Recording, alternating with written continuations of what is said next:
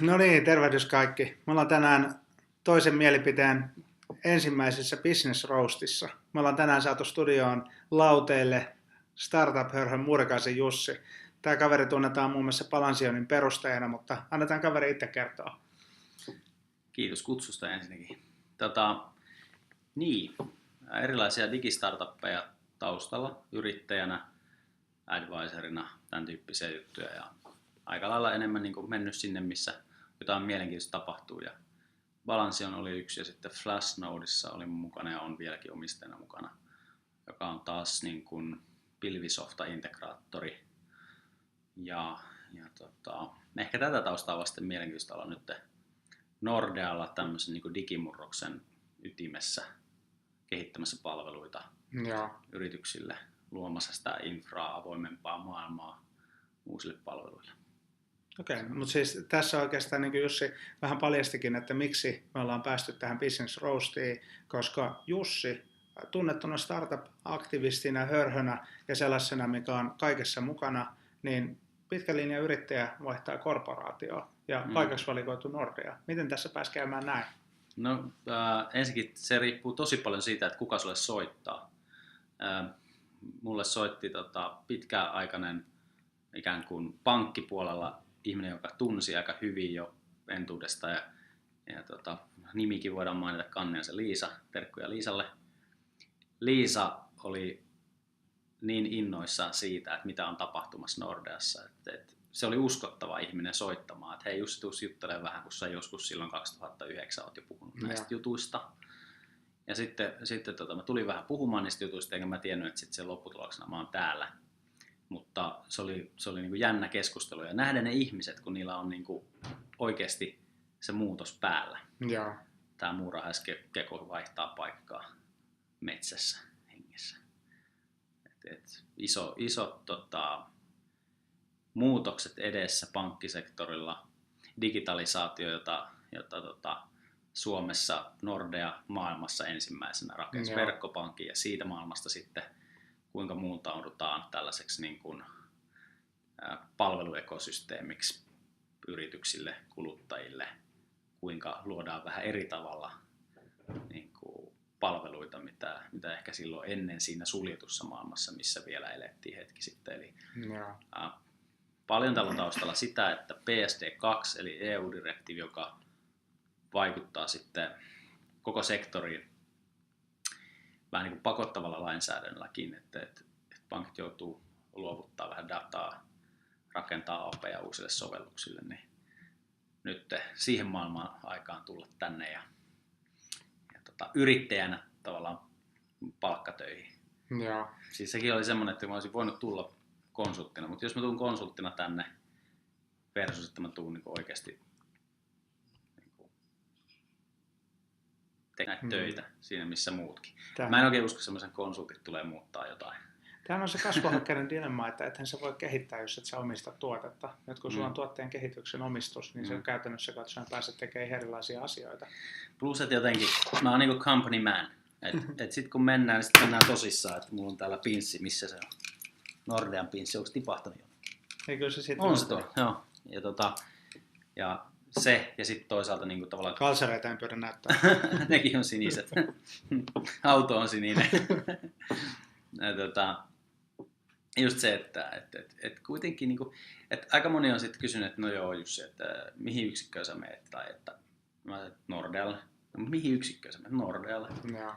Missä sä teet töitä? No siellä missä mä oon. Missä sä teet? Siellä missä mä oon. Että tavallaan semmoinen, miten niinku yrittäjät, kun niitä rekrytoidaan korporaatioihin, se hyvä puoli, että ei me niinku osata ajatella kuitenkaan silleen niinku ihan liian pienesti. Vaan me mietitään sitä koko firmaa ihan väkisinkin, että mitä tää on. Että vaikka me tietysti omaa ruutuamme siinä pikku muurahäskeossa sitten kuitenkin tehdään, kun puhutaan 32 000 hengen organisaatiosta, niin kuitenkin se ajattelutapa on ehkä se, mikä voisi olla aika tervettä monelle muullekin firmalle. No, mä palaan vielä sen verran, kun sä tulit taloon, niin silloin kun Nordea Suomi veti tämän sometileillään, että me ollaan saatu Jussi, niin sieltähän porukka sanoo, että Nordea valehtelee, ei Jussi voi lähteä. Miten tässä oikeasti näin on päässyt käymään, niin se, että eikö se kerro sun mielestä vähän, että sä olet aika kiinteä osa sitä startup-yhteisöä, että sut nähdään, että sä oot viimeinen kautta korporaatioille. Ja samalla mun mielestä se on niinku rohkeutta, mitä edustaa uusi The New Nordea. Että mähän on mulla on tämmöistä, näkyykö se Naikin tämmöiset lenkkarit siniset, niin vähän niin kuin se, että ei se niinku ole niin kuin kankea ja ehkä jopa vanhanaikainen tai semmoinen niin kuin jäykkä se uusi Nordea, vaan se on avoimempi, se on enemmän niin kuin tällainen helpommin lähestyttävä ja näin. Mutta se, että kun puhutaan niin kuin isosta organisaatiosta ja muutoksen kynnyksellä, niin se vie oma aikansa, että me myös näytetään siltä sitten siinä niissä ainoissa niin kuin todellisissa kohtaamispaikoissa. Eli kun sä menet sinne pankkiin, tapaat se pankki-ihmisen tai kuka se ikinä meistä onkaan, tai sitten se digitaalinen kohtaamispaikka. Et ne on ne todelliset oikeastaan, niin kuin puhutaan totuudenhetkistä, joskus markkinoissa puhuttiin, niin ne on ne totuudenhetket, että muuttuuko tämä esimerkiksi mun työ niin kuin oikeasti semmoiseksi joskus näkyväksi, konkreettiseksi muutokseksi ja paremmaksi, uudeksi, hienommaksi käyttökokemukseksi. No nyt kun me ollaan kerran Business Roastissa, niin tässähän on taustaa, että miksi just sä oot esimerkiksi tullut valituksi, niin Nallehan sanoi, että Nordea voisi hyvin olla niin kuin pankkialan Apple. Mihin tämä väitös voi perustua? No siihen, että näinhän voi olla. Et meillähän on tehty niin iso perusjärjestelmäuudistus, tai joka on vielä menossa, että se on niin kuin semmoinen kivijalka, jonka päälle voi oikeasti rakentaa uusia palveluita. Et se pankki, kuitenkin Nordea on tosiaan rakentanut maailman ensimmäisen verkkopankkiin, niin siellä on siis niin paljon sitä uudistettavaa ollut se taustajärjestelmissä, että ennen kuin pystytään luomaan jotain palvelukerroksia, sellaisia palveluita, joita me tässä ajassa 2016 halutaan käyttää, niin se taustojen korjaus kautta uudistaminen on tosi tärkeä osa sitä. Ja miksi ei olisi pankki? Siis pankkihan on turvallinen, mielikuvaltaan se paikka, johon sä kun meet, niin jotain mitä sä siellä käytät, niin sä luotat siihen. Et siihen on vähän mietit, että mitä täällä on. Et ehkä tässä ajassa on tilausta just sille, että Google Play, Apple Store vastaavat, niin niiden rinnalle tulee myöskin esimerkiksi business-käyttöön tämmöisiä uusia palveluinfroja, jotka tarjoaa pankit. Et mä en usko sellaisen, että pankit on välttämättä niitä ikään kuin loppukäyttäjille parhaita palveluita itse rakentavia tahoja, mutta sellaisia alustoja mä kyllä uskon, että osataan rakentaa, että sinne sitten niille parhaille palveluille tulee hyvä kotipesä. Ja se mikä meillä taas on, meillä on asiakkaita. No roasti hengessä, niin tehän olette ainoa, jotka on lähtenyt tähän muutokseen. Jos ajatellaan, että teleoperaattorit, Elisat, DNA, Sonarat, niin niillä on kaikilla omat kauppapaikansa ja kaikki käsittelee jo rahaa, niin periaatteessa miten sä näet niin teidän App Store-ajattelun eroavan heidän App Store-ajattelustaan? No se jää kyllä nähtäväksi, että ihan kaikkea tässä ei kerrota, mutta sanotaan niin, että meillä on tiettyjä asioita, joita esimerkiksi operaattorilla vaan ei ole. Liittyy tunnistautumiseen, asiakkaan luottamukseen, tietoon, mitä me omistetaan ja tullaan omistamaan. Ja tietyllä tavalla, se on vähän sama kuin, että meillä on nämä mobiiliapplikaatiot, ne ei oikein juttele vielä keskenään. Se on semmoinen yksi ongelma. Ja jos mä oon kuluttajana vaikka, niin meillä on periaatteessa niitä appeja, mutta ei ne niin vaihda tietoja keskenään. Mutta sitten jos pankki rakentaa tämmöisen hyvän palveluinfran, niin voi olla, että ne juttelee myös keskenään sitten ne sovellukset. Niin jos pankki rakentaa, eli meillä on tässä vielä aika paljon niin jos-elementtejä mukana. Ei, niitä jos-elementtejä on välttämättä siinä arjessa mukana, mutta jätetään pientä magiikkaa tänne taakse, että hyvää kannattaa odottaa. No sun titteli oli kanssa seksikäs kuin maksalaatikko. Mitä kaikkea se nyt pitää sitten sisällään? Niin. Ja kerro se titteli vielä ääneen, koska mä en enää muista, että se oli, että se oli jotain, mikä liittyi siihen, että tehdään pankista asiakaskeskeinen, mutta siellä oli Vice President of SaaS Offering for Businesses. No siinä ei ollut sitä asiakaskeskeisyyttä, että se tulee ehkä mun enemmän historiasta. Ja tavallaan... Ehkä mä asetin toivetta. siitä mutta joo, siis no ensinnäkin tämmöinen niin kuin news jollekin, että me kuluttajat ja yritykset käytetään niin kuin asioita yhä enemmän pilvipalveluita. Kaikki mitä me käytännössä, miten me asioidaan, tapahtuu pyörii enemmän tai vähemmän pilvessä. Eli tuolla jossain ei tiedetä missä ne serverit on ja ne on jotain Amazonin tai muiden alustojen päällä pyöriviä palveluita. Ja se on just fiksua, ne on paljon paremmin tietoturvallisempia kuin tämmöiset työasemapohjaiset sovellukset. Ja niitä pystytään päivittämään, löytää niinku uusia niinku miljoonille asiakkaille päivittyviä sovelluksia, ilman tarvii sovelluksia päivittää jossain koneella. Tämä on niin eilisen maailmaa, että me tallennetaan varmaan tätäkin nyt jonnekin muuten koneella. Pilveä. Meneekö pilveessä? Kyllä. Jee! Hyvä! niin, Mutta ei haluttu livenä ketään niin häirittää, koska niin pankkimaailma oli tällainen, että mut katsottiin kengän kokoon myöden täältä tullessa. Niin. No ei näin kyllä oikeasti tapahtunut, mutta joo. Niin. Sitten miksei niinku... Kuvausjopa silti tarvittiin. Joo. Niin tarvitaan tietysti joku alusta, minkä kautta näitä palveluita käytetään. Ja pankki voi olla hyvinkin se niinku luonteva alusta sitten näiden palveluiden käytölle. No sen verran, kun lähden miettimään, että sä kun lähdit niin mukaan tähän hommaan, niin sähän sait sosiaalisessa mediassa, niin kun moni tuli kertoa sitten asiakaskokemuksesta Nordean kanssa, niin siinä todettiin, että nyt tämä maailma, mitä me keskustellaan, että mikä on se tulevaisuuden kuva ja sitten mikä on tämän päivän realismi.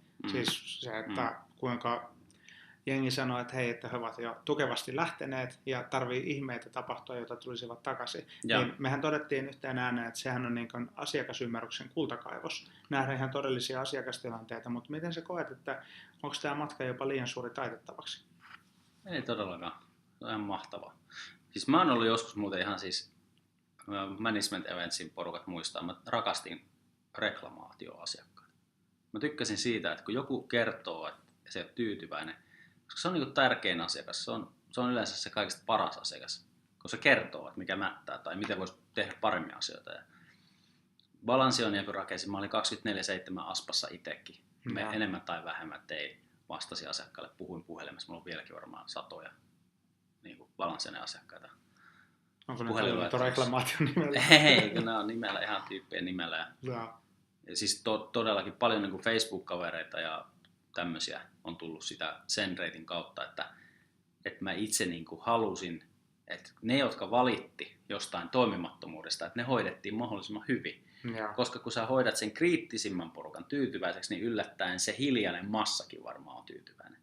Ja tässä on niin kuin jotain sellaista, mitä niin kuin moni ei tee. Että ne on ne valittavat asiakkaat, joista kaikki vaan niin kuin jauhaa sitten siellä tupakkapaikalla, että vitsi kun se taas valitti.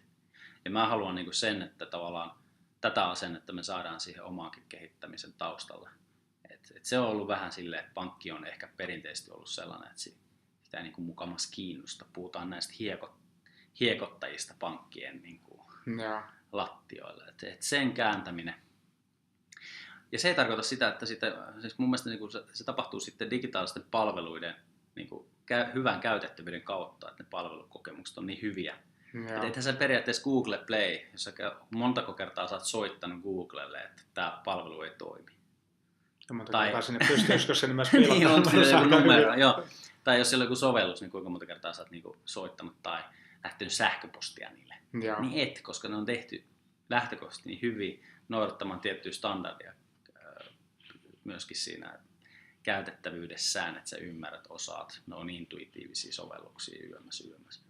Niin tähän maailmaan me ollaan menossa ja meidän pitää niinku valmistautua ja myös niin, että ne paikat, missä me kohdataan niinku ihmisiä ihmisinä, niin että me ollaan niissäkin parempia, että ihmiset sitten kuitenkin niinku tykkää jossain määrin myös sitä henkilökohtaisuudesta. No, jos me laitettaisiin tähän terveisiä sitten jengille, että miten tämä palvelukehitys täällä voisi näkyä, niin digitalisaation myötä, niin tässähän on mahdollista, että jatkossa me ostetaan vaikka pankkipalvelumme Australiasta, koska eihän sillä pankin fyysisellä sijainnilla enää mitään väliä. Kaikki tulee vähän niin kuin sähkötöpselistä tai vesihanasta tyylisesti. Kyllä. Niin miten sä näet, että Nordea pystyy mukautumaan tähän maailmaan vai voisiko se olla suunnannäyttäjä? No mä sanoisin niin, että aina syntyy joku uusi kerros, missä se vanha kerros muuttuu selluloosaksi tavallaan. Että ne vanhat jutut on niitä, missä sitten ei ole sitä jalostusarvoa niin paljon, että siitä ollaan valmiita maksamaan. Ja silloin meidän on myös itse rakennettava niitä jalostuskerroksia, aina sitä seuraavaa uutta kerrosta. Ja oltava hereillä siinä. Ja oltava tyytyväisiä siihen, että kaikki se, mikä ennen oli meidän bisnestä, ei välttämättä enää ole meille mitään bisnestä, me hoidetaan se kuitenkin. Mutta on niitä jalostusarvoltaan korkeampia sovelluksia tai juttuja, niin siellä me ollaan sitten mukana. Mä otan tämmöisen esimerkin, että joku mulle heitti tämän, että tämä on vähän tämmöinen katuhuhu-osastoa, mutta että tavallaan miten Tanska on saanut aikaiseksi metsästä on enemmän kuin mitä Suomi, eli se jalostetun puun esimerkiksi huonekalujen kautta syntyy paljon isompaa bisnestä tällä hetkellä Tanskassa, vaikka niillä kasvaa puita kuin mitä Suomessa.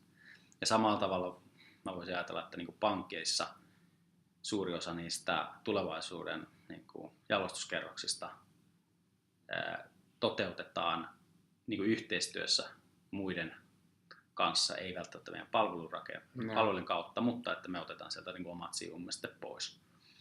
Ja joku maksaminen tai joku muu, niin siitä tulee niin automatisoitua yksinkertaista tiedonsiirtoa, että siinä ei sitten välttämättä sitä bisnestä enää niin paljon olekaan. Ja. Eli transaktiokustannukset laskee ja kilpailu kasvaa ja markkinat avautuu ja rajapinnat paranee ja tiedonsiirto nopeutuu ja näin. Että just toi stöpselivertaus oli hyvä. Joo. No jos ottaisi loppuun 3 väitettä, niin aloitetaan ensimmäisestä. Nordealla ei riitä muskelit ottaa Pohjoismaata haltuun. Se kärsii siitä samasta kompleksisuudesta kuin se on kärsinyt aikaisemminkin. Eli käytännössä katsoen meillä on tosi hieno konsepti, mutta meillä ei vaan riitä energiaa jalkauttaa sitä riittävän monen yrityksen alustaksi. Joo, oliko se joku toinen väite? Niin vastaväite tolle vai? No ei se kyllä muskeleista jää kiinni, eikä tahdosta, eikä visiosta. Ja tuolla puolella ei ole varmaan sitten toistaiseksi niin kuin hirveästi muita, joilla olisi enemmän muskeleita, tahtoa ja visiota. Katsotaan. En mä tiedä kuka muu kanssa sitten olisi, kuka muu mukaan. Tämä on aina hyvä pohja. No mitä sitten kun puhutaan asiakaskeskeisyydestä, niin tällä hetkellä mitä todettiin, niin Nordeahan ei ole siitä ihan täysin tunnettu. Mutta ei moni muukaan pankki, koska tuntuu, että ne on tosiaan sitä hiekantuojaa. Niin minkä pitää muuttua, että oikeasti täällä niin kuin muututtaisiin enemmän niin kuin asiakaslähtöisemmästä ja jopa keskeisemmäksi? Kulttuuri muuttuu ihmisten kautta, ihmiset muuttaa sen kulttuurin. Ei ole mitään kulttuuria tai niin kuin vipua, että käännetään erilainen kulttuuri. Mä en ihan usko siihen. Totta kai meidän ihmisten pitää haluta palvella asiakkaita paremmin, joo, mutta kyllä me myöskin niin tarvitaan sitä uutta verta kertoa, että hei, tässä maailmassa pärjää sillä, että ajattelee sitä asiakasta ja rakentaa niitä parhaita palveluita, koska ne voittaa, jotka rakentaa ne parhaat käyttökokemukset digitaalisissa kanavissa. Et se on ihan sama kuin jos me ollaan nyt jo mobiilikäyttäjinä tottu kuluttajina siihen, että käytetäänkö me, heitetään nyt joku tämmöinen klassinen esimerkki, että mitä ne oli ne deittipalvelut joskus aikaisemmin verrattuna Tinderiin, niin kumpaas me halutaan käyttää sitä Tinderiä. Kyllä. Nythän en ole enää sinkku, mutta sitten joskus, kun sitäkin on tullut kokeiltua. Samalla tavalla, jos me mietitään sitä, että meidän 2-vuotias tytär aikanaan osasi käyttää pädiä, mutta jos mä laitan sille PC, niin ei se niinku osaa sitä edes kääntiä. Tavallaan se maailma, mihin pitää valmistautua, on se maailma, jota meidän niinku lapset tällä hetkellä tekee. Ne juoksee Pokemonien perässä. Miten me ollaan siinä maailmassa mukana? Vai ollaanko? No, tämä on oikein hyvä kysymys, koska siis sehän on kuitenkin elämän ja kuoleman kysymys. No, 3. väitteenä, niin tämähän ei sinänsä koske pelkästään Nordea, mutta että me ei saada riittävästi osaajia. Ja sitten mä toivoisin kuittia myös siitä, että mistä se johtuu. Mulle joskus sanoi aika ison pankin ihminen, että se meidän ongelma, yksi ydinongelma on se, että ei meille hae töihin sellaiset ihmiset, jotka haluaa muuttaa maailmaa. Että siellä kulttuurissa on taustalla se, että ollaan menty sieltä, otettu hyvät paperit lukiosta, menty hyvää kauppakorkeakouluun ja sieltä mikä on seuraavaksi turvallinen seuraava portti näille turvallisuushakuisille ihmisille mennä pankkiin töihin. Et sitä tapahtuu nyt, että ei ole käynyt tätä polkua ja otetaan yrittäjiä, otetaan digi-ihmisiä, niitä jotka jollain tavalla ehkä näkee, että mitä pitäisi tehdä. Et se on se, ja kysymyshän oli tarkalleen mikä? No siis tämä mitä pohjustit, että että miksi ei niin saada niin, sitä oikeaa jengiä. Niin tämä mun mielestä niin se ei imase, se kulttuuri ei imase, vedä suoranaisesti puoleensa sellaisia ihmisiä. Ennen kuin löytyy niitä oikeita ihmisiä, jotka imee mukaansa taas niitä oikeita ihmisiä. Mäkin olen niin esitellyt nyt muutamalle hyvälle tyypille, ketä mä oon niin träkännyt ja terkkuja vaan. Niin tullut niitä soittoja, että hei, miten jos kiinnostaisiko sua tulla meille töihin, että täällä on aika hyvä meininki. Ja jonkun pitää sanoa, että täällä on aika hyvä meininki ja sen pitäisi niin olla vielä aitoa. Että mä toivon, että tämä niin näyttää siltä, että on aitoa, koska just se, että ei se, niin se startup-elämä ja sitten Nordealla oleminen niin ole yllättävä, ei ne ole niin kaukana toisista. Se riippuu vaan siitä, että ketä ihmisiä, mitkä työmetodit, mitkä työtavat. Että meilläkin aika paljon tehdään enemmän semmoisia, esimerkiksi, että me ei ajatella sitä just, että no mites tästä siilosta ja tuosta siilosta, vaan niin kuin, että hei, mites me tehtäisiin jotain juttuja. Että syntyy vähän semmoisia niin kuin positiivisia varjo-organisaatioita sen vanhan organisaation päälle jopa, että päätetään, että hei, mutta tämmöinen meidän nyt vaan pitää tehdä, riippumatta siitä, että missä yksikössä, missä ruudussa me ollaan. No, eikö se ole monessa organisaatiossa tälläkin hetkellä, että tietopalkkasta eli tikan rakentaa sinne sisäisen startupin ja monessa muussa tolotteessa, että yritetään niin rakentaa siihen rinnalle just se organisaatio, mikä vie sen muutoksen, jotta voidaan sitten nakertaa se vanha aikanaan pois. Just näin. Tai siis, että se on siinä rinnalla kulkevaa muutosvoimaa, joka sitten saa pikkusen ehkä vapauksia ja toimintaedellytyksiä sitten hoitaa hommia nopeasti. Niin sanotusti se uusi liiketoiminta. Just näin. No mutta tämä matka, mikä täällä niin Nordealla, niin Jussi on just aloittanut, niin me seurataan tätä, että mitä tässä käy. Nyt huomaatte, että kaveri pursuaa optimismia ja uskoa siihen, että maailmanvalotus onnistuu täältä käsin. Meillä ei ole syytä epäillä sitä, mutta on oikeasti tosi mukava saada Jussi meidän toisen mielipiteeseen ensimmäiseen Business Roastiin. Ja näitä tulee varmasti lisää. Vinkatkaa meille sopivia vaikuttajia ja toivotetaan Jussille onnea duunia. Kiitos, ja mä varmaan vinkkaan meiltä taas joku toisen tyypin kertomaan näistä samoista jutuista, niin näette, että mä en ole ainut täällä. Totuus. Kiitoksia. Kiitos. Moi.